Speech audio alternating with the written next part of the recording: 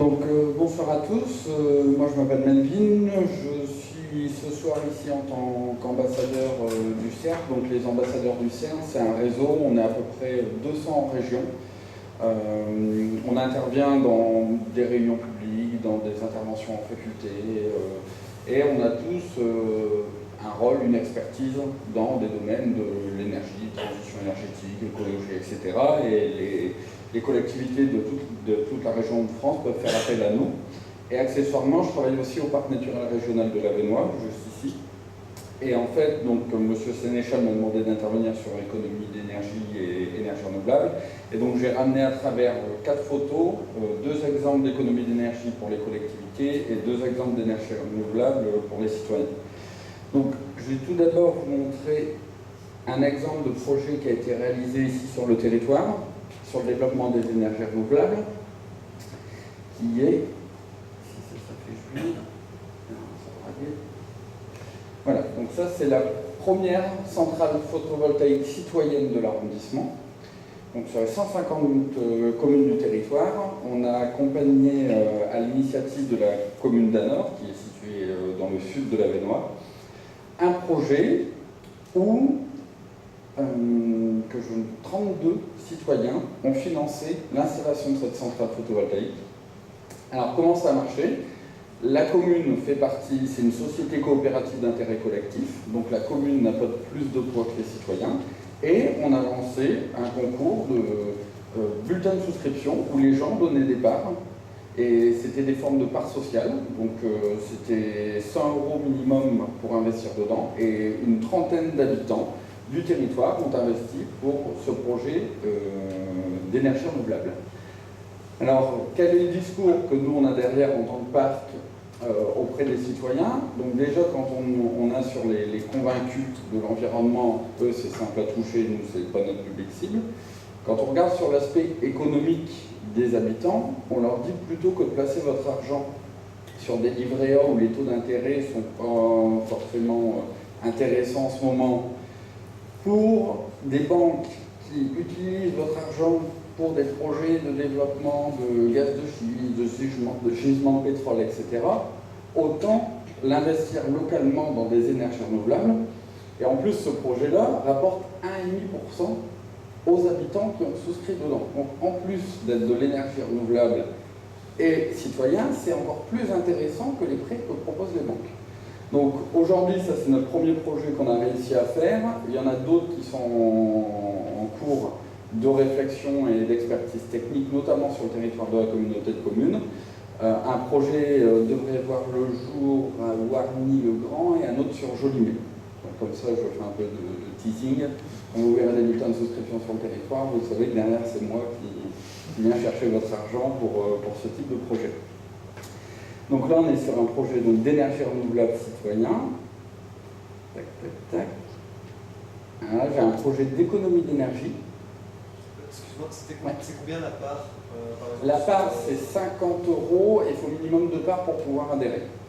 J'ai oublié de dire, mais dans les participants de ce projet, on a des entreprises, des associations, des citoyens, des clubs cigales, la collectivité elle-même, qui a pris des parts sociales et qui a le même rôle, alors qu'elle a pris, je pense, dans le montage, ça doit être 30% de l'investissement a été supporté par la collectivité, mais dans son pouvoir de décision, c'est pas pour ça qu'elle a un poids plus important. Donc tout à l'heure, on parlait des logiques capitalistes, etc.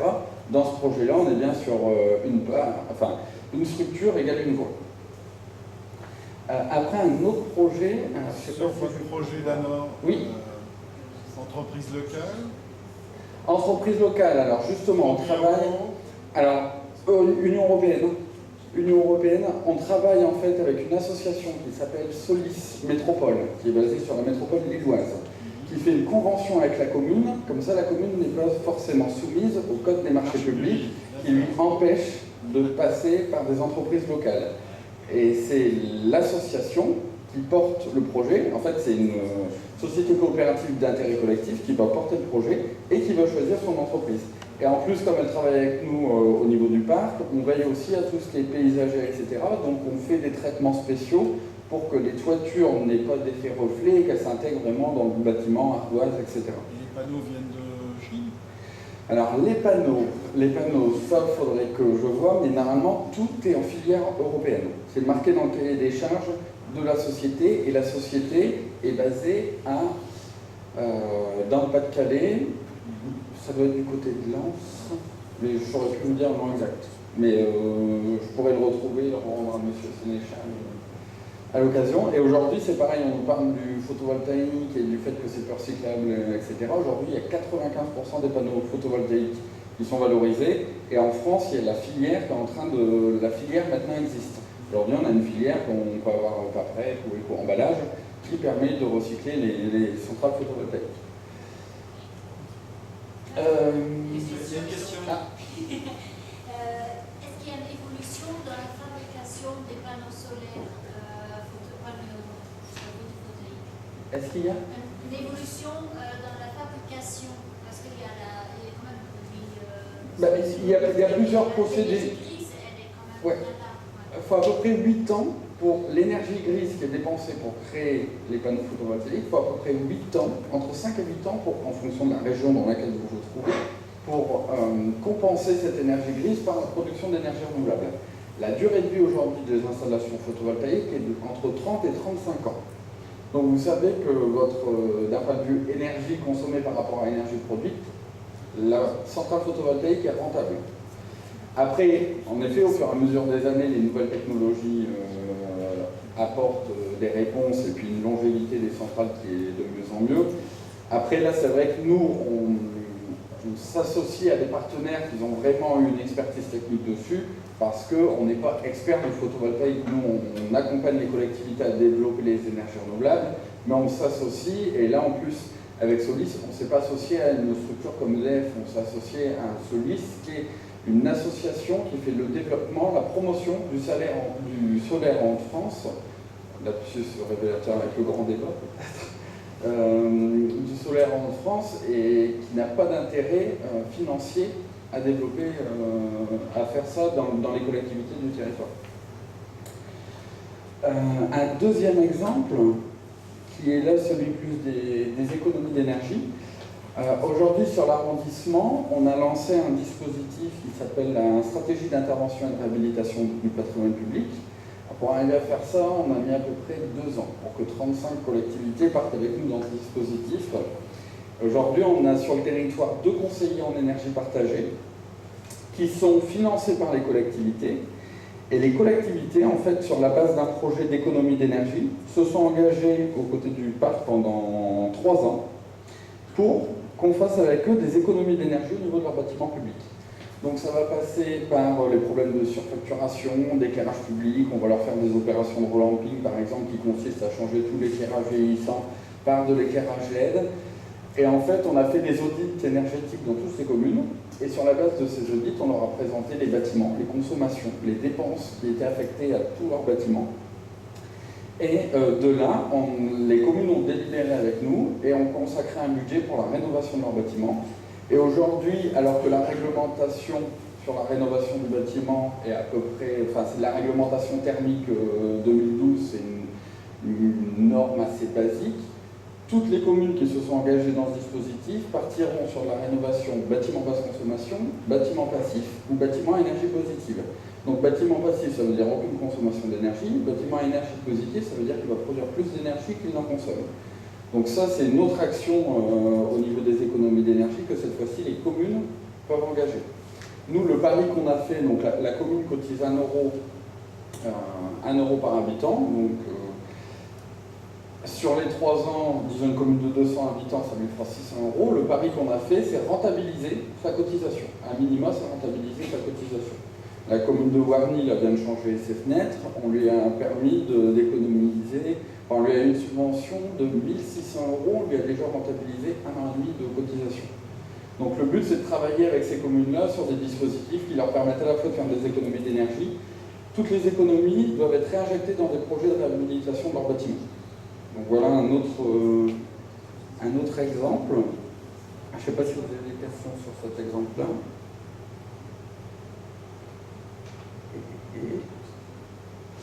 Alors, un autre exemple de production d'énergie renouvelable, Là, c'est une action forte du parc naturel régional de l'Avesnois, c'est le développement de la filière bois énergie.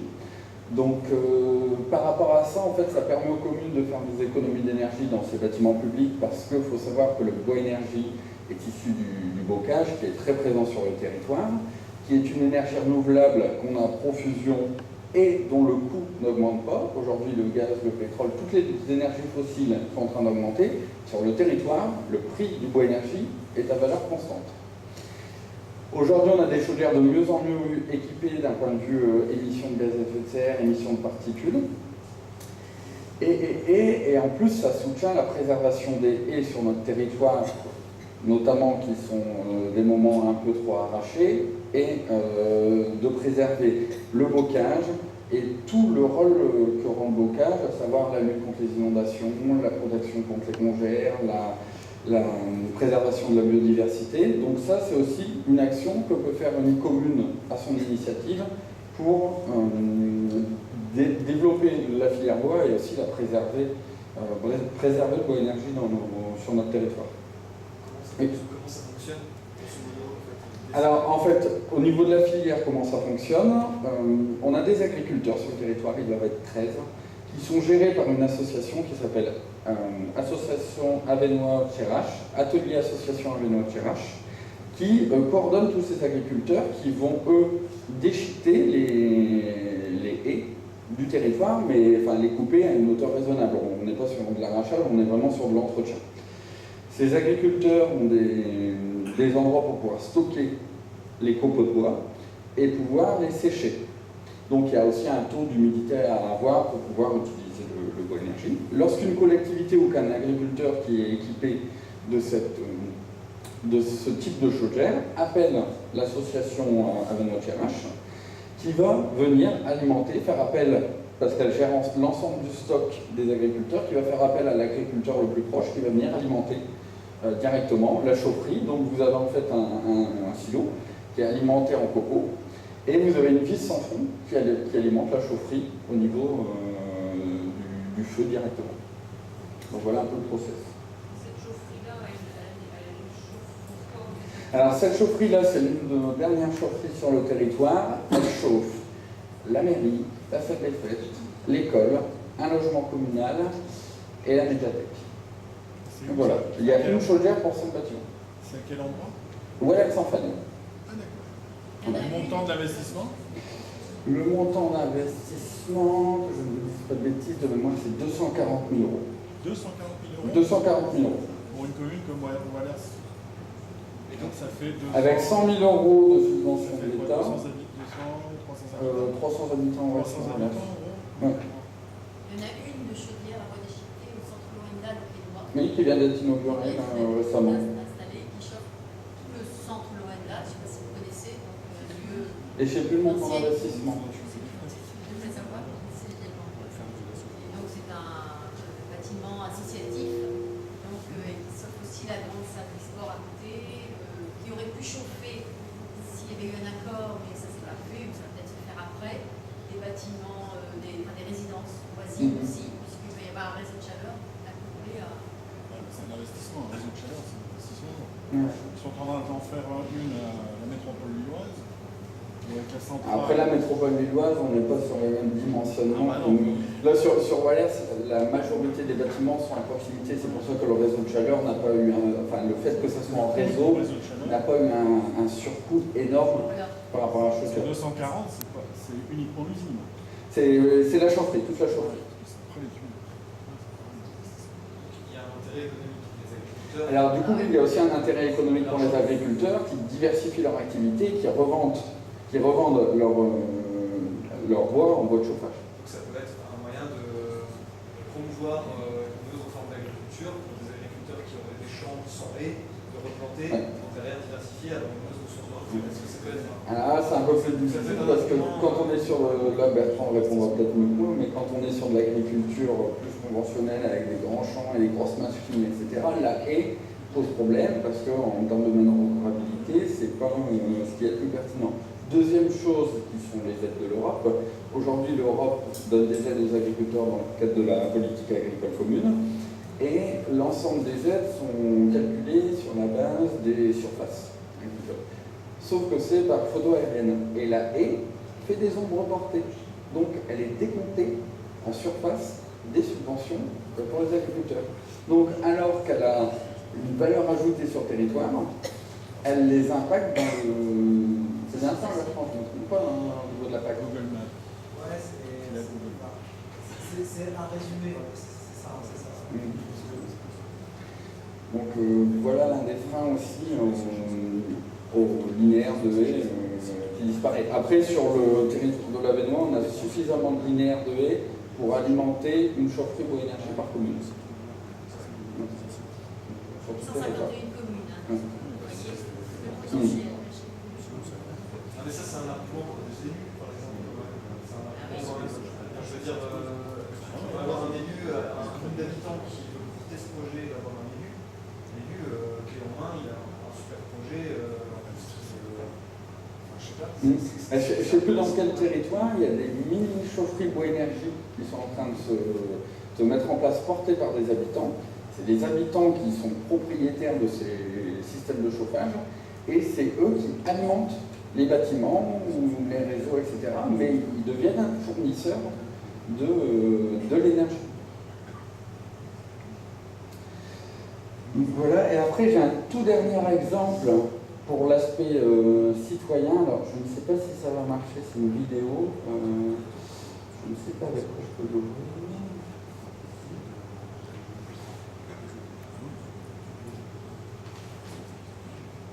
La procrastination. Vous connaissez? Je vais vous passer une petite vidéo et puis après je vous montrerai comment cette fois-ci on s'adresse un peu plus à l'habitant. C'est quand on met tout au lendemain. Ça va, ça nous arrive tous. Maintenant, on est d'accord, la planète va mal. Là, vous vous dites, mais qu'est-ce que je peux faire? Par où commencer? Est-ce que ça aura vraiment un impact? C'est vrai que changer ses habitudes, c'est difficile. 90 jours, c'est votre assistant personnel de transition écolo. Une appli mobile gratuite qui vous aide à changer concrètement votre quotidien sans vous faire de mal et à votre rythme. On commence par trouver votre premier pas, celui que vous avez le plus de chances de réussir. Coller enfin un sticker stop pub sur sa boîte aux lettres. Afficher le calendrier des fruits et légumes de saison dans sa cuisine. Faire pipi dans la douche. Et une fois que vous avez commencé, ça va devenir difficile de vous arrêter. Vous allez prendre plaisir à réussir défi après défi, à améliorer durablement votre empreinte environnementale.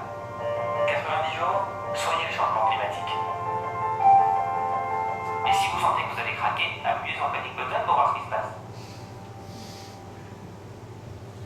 Donc voilà, alors 90 jours, c'est une application qui a été développée par un jeune en région parisienne, il y a à peu près 2 ans maintenant. Et en fait, nous, le parc, on voulait voir si plutôt que d'aller à des réunions comme celle-ci aujourd'hui, où on tient des bons discours et après tout le monde rentre chez soi avec sa voiture en consommant un peu n'importe comment un bon plateau télé ce soir, on s'est dit, est-ce que sous la forme du défi, est-ce que les gens passeraient plus à l'action que sous la forme du discours ou de l'information qui descend à lui sans pour autant donner des consignes, etc. Donc on s'est rapproché d'eux. Cette application en fait propose 19 défis de transition énergétique pour devenir un citoyen, on va dire, un peu plus responsable. Donc vous avez des actions comme s'inscrire dans une AMAP, changer de fournisseur d'énergie, manger moins de viande. Je crois que le défi c'est exactement faire une semaine sans viande. Donc voilà, ce type de défi. Et en fait on s'est rapproché du développeur de l'application pour créer un petit package dans lequel vous avez, on a par exemple, vous avez, si vous allez au défi 18 pour changer de fournisseur d'énergie, vous avez le formulaire de Enercop, qui est un fournisseur d'énergie local qui développe les énergies renouvelables sur le territoire. Plutôt que de vous laver avec des shampoings et des savons qui sont mis dans des bidons en plastique et qui dépendent aussi un peu de l'industrie pétrolière, on vous a mis dedans un savon lait d'ânesse qui est produit sur le territoire à l'asinerie de l'Avesnois. Donc il y a plein de petits exemples comme ça, vous avez les 19 défis sur la plaquette. Et au fur et à mesure des défis, vous avez dedans les petits outils qui vous permettent de relever le défi. Par exemple, il y a un défi, mettre un stop pub sur sa boîte aux lettres, c'est dit dans la vidéo. Il faut savoir que les déchets publicitaires représentent par an, par foyer, 35 kilos. Donc, Je voudrais juste rajouter quelque chose par oui. rapport au stop pub. Mettre un autocollant sur la boîte aux lettres, c'est bien, mais si on ne prévient pas l'organisme qui distribue, ils nous les mettent quand même. Alors, vous pouvez télécharger sur Internet, il y a quelque chose pour faire un renvoi directement les enveloppes sont affranchies et vous pouvez faire un renvoi de la publicité au distributeur. Et là, vous allez voir, au bout d'un moment, ça marche. Mais bon, c'est Le distributeur, il faut le renvoi, donc le transport. Moi, j'en ai 2 d'arrachés sur un boîte aux lettres avant qu'ils comprennent qu'il fallait les laisser. Normalement, les traitements, ça se fait tout seul. Donc voilà, en fait, ça c'est quelque chose qu'on anime, qu'on présente dans des réunions, dans des conversations de cuisine, dans des... Fiches en imprimé. C'est dû à nos imprimeurs, nos impressions à nous. On a un marché, donc il y a 3 parcs dans les Hauts-de-France. PNR Avenois, PNR Capet Marais d'Opale et PNR Scarpesco. Et puis vous avez Espaces naturels régionaux qui centralisent. Et c'est un marché avec un imprimeur Qualité Prévert, il y a l'encre végétale, enfin tout est dans le marché. Je ne connais pas tout ce qui est des charges des marchés, mais on travaille et c'est des imprimeurs de la région. Pareil pour le sexe, pour bio, milieu. Alors bio et ça vient des Vosges. Ouais, ouais. Ah bah sinon on n'est pas crédible. Alors le savon les danesses, c'est ça. Malheureusement. Donc voilà, donc ça c'est des gens, s'ils sont intéressés à faire des défis ou à connaître un peu, par exemple vous avez le calendrier des saisons, parce qu'aujourd'hui comme on trouve des légumes toute l'année, on ne sait même plus, avec la saison on mange les légumes. Donc vous avez... Non. Et puis ils en veulent tout le temps.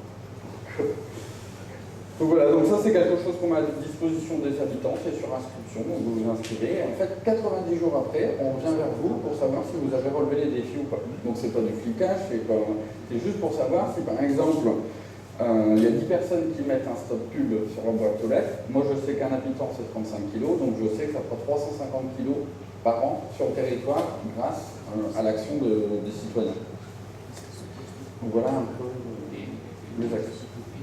Réaction assez classique, qu'est-ce qu'on gagne? Qu'est-ce qu'on gagne à gagner le défi? Le respect de la planète. Ouais. Ça n'a pas de prix. Non, un diplôme virtuel. C'est ça. L'autosatisfaction. Ça fait partie du problème, effectivement. Différentes organisations s'interrogent sur les leviers à activer pour on va dire, encourager, inciter à avoir la bonne geste. La notion de compétition, pourquoi pas, mais encore faut-il avoir la simplicité. Et bien souvent, ce qui est mis en avant, la première préoccupation des gens aujourd'hui, qu'est-ce qu'on gagne? C'est soit le portefeuille, soit la santé. Ben, vous avez un autre exemple de ce type d'animation qui s'appelle le défi des familles énergie positive, qui a été porté par le parc, qui est porté par la métropole lilloise. Il n'y a pas vraiment de gain de l'eau à gagner quand on est premier du défi. Par contre, ça fonctionne par équipe et le but, c'est de faire des économies d'énergie. En moyenne, le défi promet à peu près 200 € de gains sur les dépenses eau, électricité, chauffage, à faire que des éco-gestes, des façons de faire attention à la façon dont on se chauffe, etc. Et là, il y a vraiment, même si à la fin du défi, on ne vous met pas un lot, il y a vraiment un réel lot gagné durant le défi. Moi, je voudrais quand même dire que sur ce sujet-là, je me dis que là aussi, voilà, on réagit en se disant bah oui, mais les sachets et tout. Mais je me dis là aussi, le fait de dire si je fais ça, qu'est-ce que je gagne, on amplifie encore ce système de consumérisme, quoi. Et je me dis, parce que je pense quand même que dans la motivation, la question du plaisir, elle est essentielle. C'est un des éléments qui fait que... Et donc l'émotion. Donc je trouve que c'est parce qu'on ne sait pas faire qu'on ne le fait pas. Mais je pense qu'il y a vraiment un travail à faire pour sortir de tu vas gagner de l'argent ou tu vas avoir un lot. Je pense qu'il y a vraiment des choses à inventer sur une reconnaissance de l'investissement des gens, un moment de plaisir et de convivialité entre les gens, et abandonner peu à peu, laisser tomber ce système parce qu'en fait on continue, on est dans la... Les gens sont seuls quand on fait ça.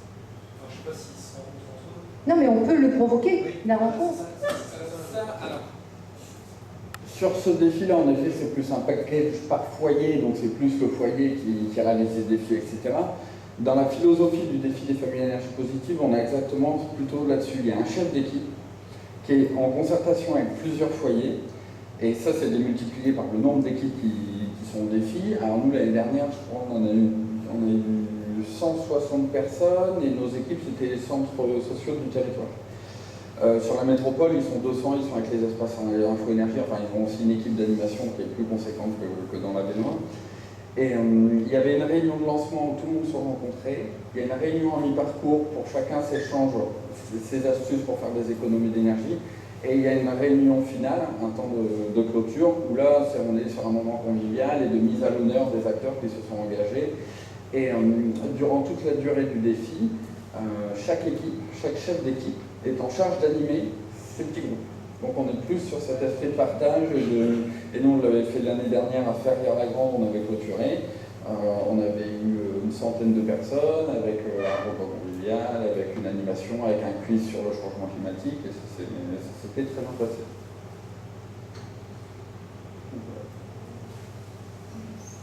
Question? Revenir sur l'application, au niveau du gain, ils nous disent quand même qu'on va relever le défi, ils disent ce qu'on gagne économiquement